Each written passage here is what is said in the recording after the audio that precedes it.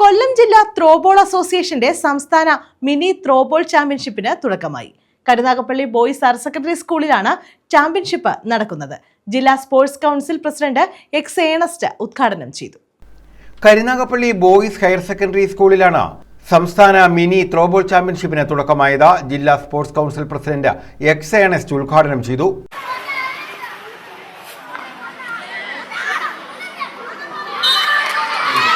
PTA vice president S Ananthanpillai അധ്യക്ഷത വഹിച്ചു. Organising secretary S Sabujan ആമുഖ പ്രഭാഷണം നടത്തി.